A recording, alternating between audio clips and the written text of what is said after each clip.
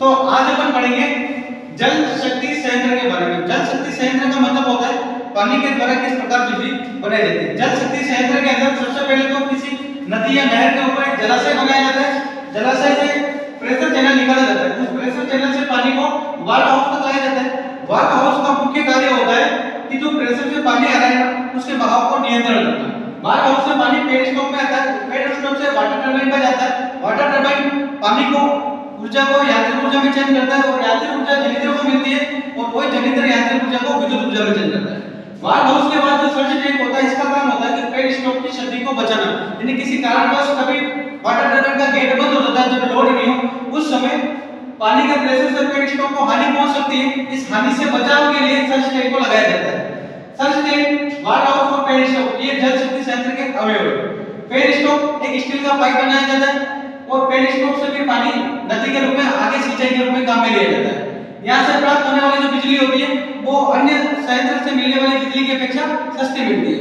जल शक्ति संयंत्र जो होते हैं उनका वर्गीकरण 3 प्रकार से किया गया है। जल शक्ति संयंत्र 3 प्रकार के होते हैं: जल प्रवाह के आधार पर, लोड के आधार पर और शीर्ष के आधार पर।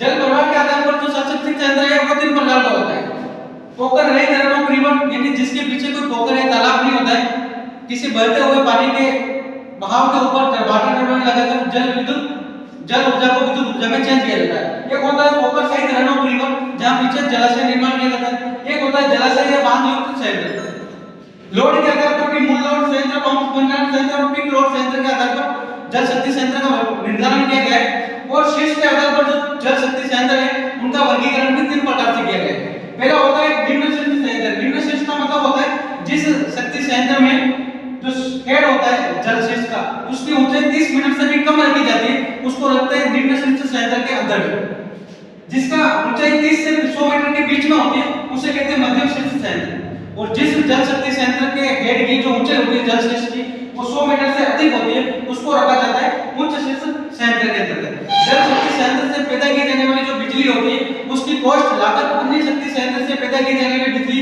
की कॉस्ट से काफी कम आती है, इसलिए इसके द्वारा जो बिजली पैदा की जाती है वो अन्य की अपेक्षा काफी सस्ती होती है। कारण ये होता है कि इसमें किसी प्रकार के ईंधन के परिवहन की लागत नहीं लगती है।